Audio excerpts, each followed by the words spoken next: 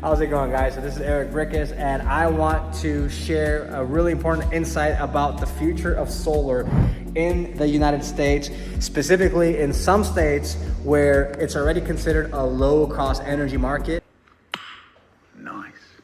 Where the average, such as Florida, the average kilowatt hour rate is around 13 cents.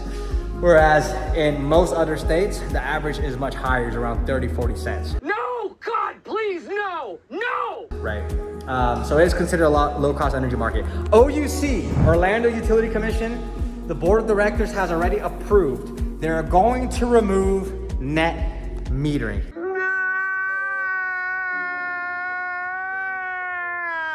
And that's really bad. Let me tell you why.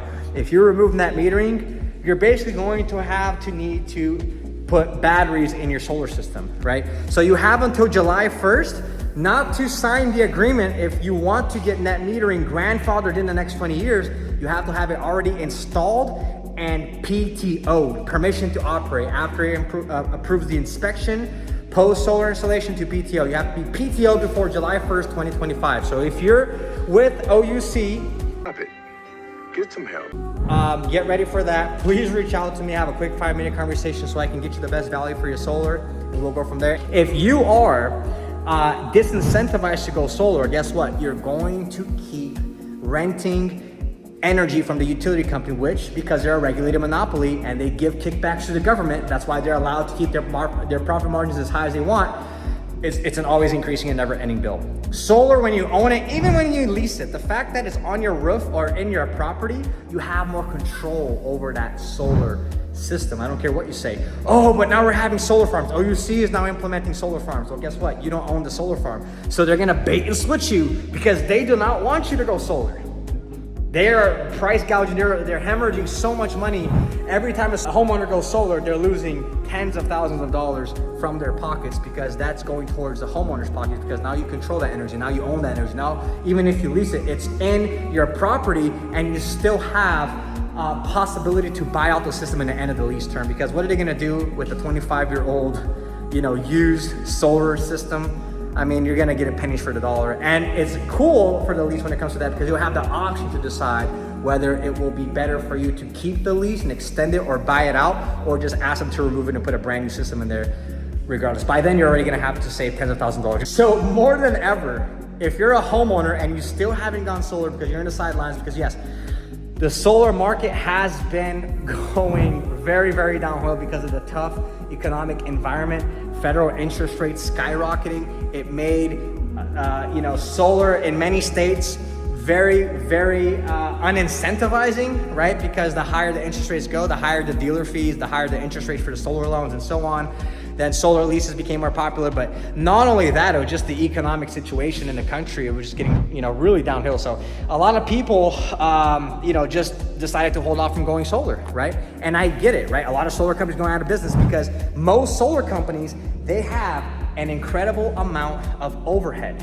What that means is they have to maintain the warehouses, they have to maintain the crews, they have to maintain all the crazy costs. And, most of these solar companies are going out of business. That's why I'm with specifically Powur PBC. I use them as a platform because they basically cut all of the costs. When it comes to a balance sheet, they are the healthiest solar company financially speaking. So if we look at the probability of going solar, it's not just getting the best equipment, it's not just getting the best price. You also have to factor in, is this company going to stay in business to be able to warranty, right? To cover those warranties. Are they gonna stay in business to give you customer service and support and maintenance and cover the warranties that they're promising you? If not, then that's another negative factor to consider. So I wanna see the longevity and the health in general of the solar company as well. That's why out of all the dozens of companies that I work with, I was top sales rep for many different companies, I was manager for many large companies. A lot of them I already quit before they gone out of business, such as ADT Solar, SunPower, Lumio, very large nationwide industry going out of business.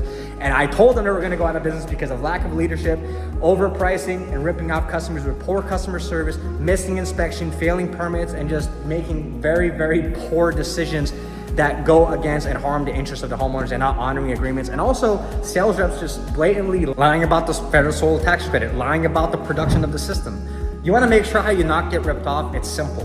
Make sure that it's whatever agreement that you're signing, that it shows that yearly production amount needed on your solar system. In other words, it needs to show that that solar system that they're giving you, that on paper, it shows, right, a yearly production of kilowatt hours that is equal or ideally more than you are currently renting from your utility company. That's the first step, so you don't get lied about, you know, them telling you you're gonna get a zero bill or a minimum bill. Oh, all you're gonna do is pay like a minimum bill and that's it.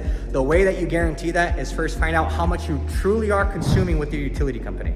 So let's say it's 16,000 kilowatt hours per year as an example. Make sure that they're guaranteeing that that's on the paper relative to the solar production they're giving you, that it's generating that much, same amount, or ideally more. I like to leave it a little bit more of what you're currently consuming from the utility company. It has to have that on paper. So 16,000 on paper in the solar contracts and the agreements, it has to show also 16,000 kilowatt hours per year, ideally more. And if you're in a state without net metering, and net metering apparently is now at a very high risk in Florida specifically, and probably gonna follow suit if it already started in OUC, make sure you rush to get as many quotes and decide which solar company and get that installed before July 1st, because if you don't, you're not getting any credits for the excess energy produced by your solar system. In other words, you're gonna need batteries.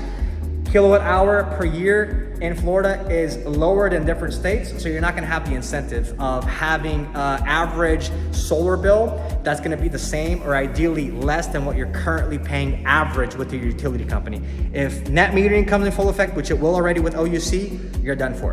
By July 1st, if you don't have it already installed and PTO'd, with the inspection approved and permission to operate granted from the utility company, you're not gonna be grandfathered the next 20 years, which means you're gonna need batteries. There's all of that excess energy for nighttime use.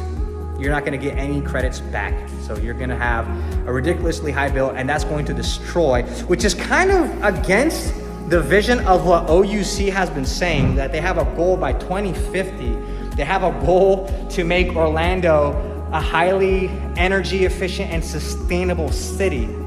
But at the same time, Orlando Utility Commission has just passed a law, or in the board of directors, they just approved something that's going to highly disincentivize solar. So you still have the chance, if you're watching this video, you have to have it installed and PTO'd by July 1st. So you don't have a lot of time, because by the time the permit's approved and everything else, you know, you gotta have it already PTO'd in order to be grandfathered in net metering, where you're getting dollar for dollar per each kilowatt hour of excess energy produced, thrown back to the grid.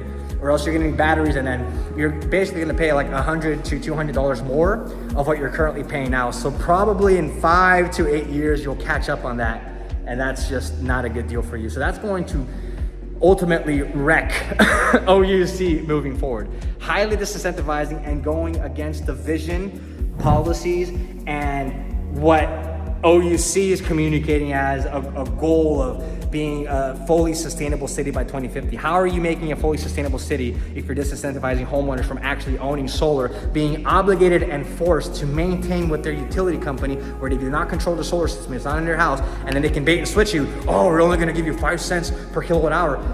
They always do that with other cases, other utility companies. I've seen this before, and then after 3 years, they raise it to like 20 cents out of nowhere. Oh, we had additional cost, right? The last hurricane in Florida specifically as well. They had a bunch of damages. TECO already announced, Duke Energy already announced, because damages to the grid, damages to their systems, they're already raising the rates and charging the homeowner for the hurricane damages. So if you don't control the system, I'm sorry, but it's in their hands. You're basically just like a tenant, right? You're renting an energy that's always increasing and never ending. So really, please, I urge you, hurry and get this solar installed ASAP if you're with OUC, and please do not procrastinate if you're with FPL and Duke Energy, because if OUC Board of Directors already got this approved, very high chances that they're gonna be looking at that and approving something similar to that as well. If you're not installed by their deadline, you're not gonna get grandfathered, and that's just gonna wreck your savings, and you're gonna potentially lose tens of thousands of dollars. Not only the net metering aspect, but also the federal solar tax credit of 30% is at risk, which Biden implemented, extending to 30% of whatever the solar system amount is, right, for the next 10 years when he enacted it in 2022. So we have until 2032, if I'm not mistaken. That was Biden, and Trump had already reduced that. It was going to be 26%, then every 2 years is going to reduce 4 and 4% to 22% until it's nothing. So that's another thing why, more than ever, this is not a sales thing. I'm telling you the truth. If you wait on going solar you're going to potentially lose tens of thousands of dollars. So that's basically it. If you're interested, please reach out to me, get a 5-minute conversation. Let's talk about this. Let's show you, I can show you all the facts and figures to see if solar is a right fit for you. And even if I tell you all this, I'm just gonna tell you as well, you might have a home that has a horrible roof or a really old roof. It's not gonna make a lot of sense for you moving forward. You gotta replace the roof. A lot of salespeople don't tell you this, but I actually have everything in writing. Everything that I talk to, every single homeowner, I have a written confirmation in an email. Every single sales rep, there's a free lesson for you, homeowner. Whenever you're contracting someone, whenever you're asking for services, getting rates and you know, budgets for everything, make sure that everything that they're saying is in writing. If it's not at least via email, chances are that they are just BSing you to make the price look good, to make the deal look good, just to ultimately screw you over. So make sure there's a no-brainer going solar. You can't go wrong with going solar. You can't go wrong choosing the wrong solar company that's not going to be ethical and is not going to explain to you the truth. But one thing, just so I finalize this video, OUC, if you're with OUC, and this is going to be nationwide, because once this starts happening in different states, NEM 3.0 in California already happened.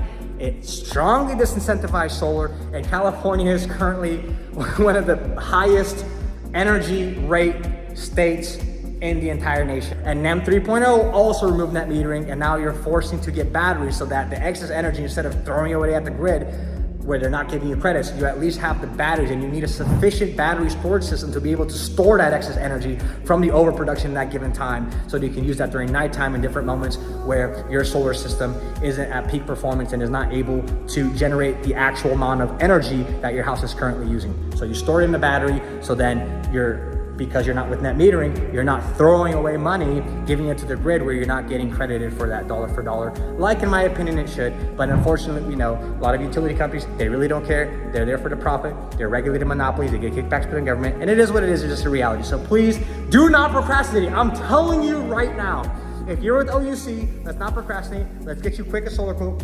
Reach out to me. I have websites and everything. You can reach out. You can schedule a utility bill. If you're in Florida as well, chances are they're gonna, if OUC got this approved, other states are gonna get this approved.